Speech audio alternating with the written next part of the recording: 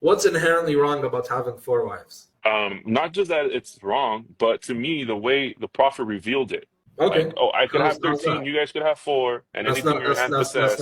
That's not what happened. You're oversimplifying a matter that's not as simple as, hey guys, I could have 13 and you could. No, that's not what it is. The prophet, at one time, he had 9 wives. So the most wives he had at one time, at a single time, was 9 wives. In total, he had 11 wives. Half of these wives were actually the only virgin wife he had was Aisha. All of them were married before him. That's number one. Number two, the other wives of the prophet were taken for diplomatic and political circumstances. For example, the prophet would marry one of the wives of other enemy tribes, and by doing so, he would strengthen relation.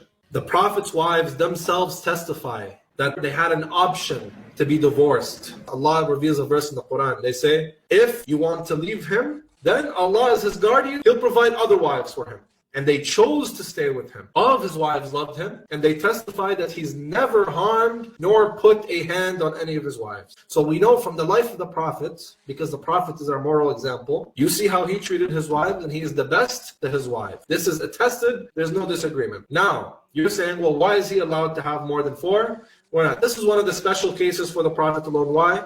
Because the Prophet was the leader of this nation. He is the most righteous man to walk the earth. Therefore, he could implement justice between all his wives, and he could treat them fairly in the same. This will be more difficult for a regular believer because he doesn't have the moral perfection of character that the Prophet Muhammad has. Third, who knows the behavior and the personality and what goes in the household of a man more than his wife? Yeah, that's true. And so 30% of our religion, of what we know about the Prophet, reaches us from his wives. Because his friends don't sleep in the same house, his companions. His followers don't sleep in the same house. So him having many wives is a means for transmitting the religion to us. Because they see the domestic side of the religion, of what God has commanded. Others don't see, they're outside, they don't see that. Now, this is not foreign to the Bible. For example, did David commit adultery with Bathsheba? I'm not that familiar with He did. with that story, but David,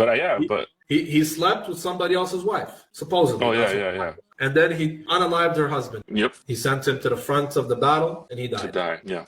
What happens to somebody who commits adultery in the Torah? I don't know. He should He should be die. stoned. He should be stoned. Why wasn't David stoned? He's a Jew like everybody else, right? So why does he get special privileges? I mean, a lot of the kings, a lot of Jew kings, a lot of stories is there that they did a lot of things that were not well, you know? The point is that David is a prophet of God and he's the king of Israel. Why wasn't he stoned when he went against God's law? I don't have that answer. Okay. Did David have many wives? Yes. Was he a king? Yep. Okay. Let me show you something now.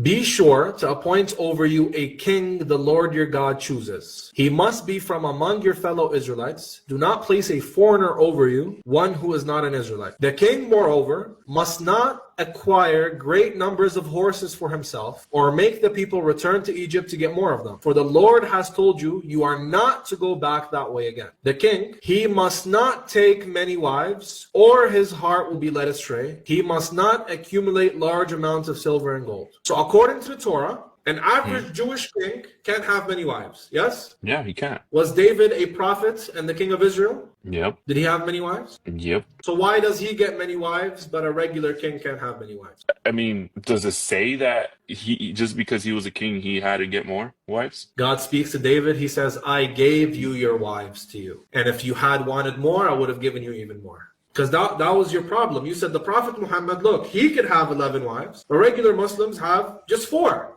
But David, as a king, can have many wives, but a regular Jew who's a king can only have 1. I mean, for us, it's just like a model not to be followed, you know? For us, we follow Jesus Christ. What does that have to do with anything? Is David a true prophet? Yeah, he was. Did he get special privileges that didn't apply to other people? I see what you're saying, but to us as a Christian, our interpretation is that this was a weakened nature, human nature. It was not God's I'm telling original you, intention. I'm telling you, God gave him his wives. God Yes, says, "I gave you your wives." yes, but how you said it was a split. It was just for him, for David. But Right, just for David. So David has special privileges, right? yeah, but he only did it for David, Okay. not for all of us. So then you don't have a problem with a prophet having special privileges. I mean, it's not that he had special privileges. God let a lot of things happen. You get me? We Dude, all have free he will. didn't just let it happen. He gave him his wives. He said, "David, I gave you your wives. I would have given you more wives if you wanted." But well, all I got to say is that Jesus came in the Gospels reaffirming the ideal of monogamy. So Okay. All right. that's why we don't Show me. stand on the old I got you. Testament. Show me where Jesus says you can only have one wife. In the Gospel, Anywhere. I have to do research, bro. I have to get more. Go look ChatGPT, Google, anything now. Jesus never says you can have many wives. Jesus says you can have many wives. Matthew chapter 23, Jesus says, the Pharisees and the teachers of the law sit on the seat of Moses, so be sure to do everything they tell you. Did Jesus say to follow the Pharisees and everything they tell you? I guess if that's what it's saying there, yes. Do the Pharisees teach you can have many wives? Jews practice they have many wives. Yes, the Torah says you can have many wives. Exodus chapter 21 verse 10 says, if you take on another wife, don't deprive the first wife of her food, shelter, clothing. Damn. Well, I mean, I'm telling you, I have to do a little bit of research on that. All right, there are several things here, right? I'm trying to structure this so that I don't forget.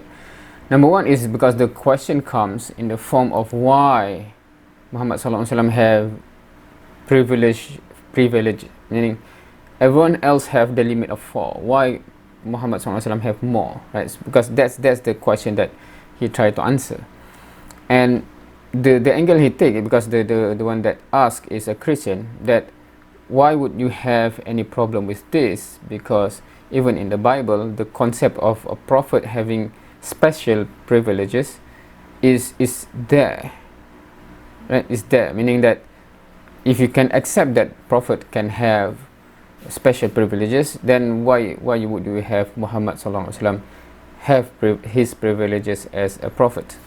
So that's the core premise of the answer, I would say. But I think the Christian, like many Christian, do not see it as such, because from my interaction with Christians, they do not see all the prophets in the Bible as an example to be followed. They say it as flawed, a problem, etc., etc. And hence his answer is not in the sense that God is the one that granted that privileges. Of course, Muslims do not believe that David actually have that adultery, etc. Right? So that is only in the Bible, not in Muslim tradition. Now, but okay, that's number one, in the sense that, but he mentioned that but that's his flaw, etc. Right? But the counter argument is that, but God is the one that says, I give you your wives, and if you want more, you will be given. Meaning that God, that directly mean that God endorses that, not like God says no, only one wife, and he is the one that's so flawed, etc., that he go against God's command. But because the Bible verse, from what is shown there, it indicates that God is the one that granted that, and hence you cannot argue that God is displeased with that, right? And yeah, this goes in that direction because the one that gave the question is a Christian, right? I think it would be totally different if an atheist asking the question. Hence, you cannot see, the Bible also acknowledge certain same concept, right? What's towards the end? Towards the end was what is it? Of monogamy. Okay. That's why we don't. The final one is with regard to, did Jesus actually say that you only have one wife, or you can only have one wife? And the line is because the argument that he posed is not that Jesus say you can marry many wives, but Jesus say follow the Pharisees or something, and then in the Torah the teaching is that you can marry. Hence it follows that if Jesus say you followed it, and it implies that you can marry more than one wife, is part of what Jesus endorsed, right? So I think that's what I get from the video. But that's already a totally different story, because initially it is with regard to because his problem with Muhammad SAW is that the way he quote unquote set for himself something different than what he teach for others, right? So that is from the concept of a prophet being given special privileges. If Christian accept that, so why would you have a problem with this? But if you think that no, the Bible do not teach that, I'm interested to see how you address what he mentioned about God. It is God that endorse, you know, the special privileges to David. Well, feel free to comment. I'm interested to know a different opinion from Christians with regard to this. Thank you for watching. See you next time.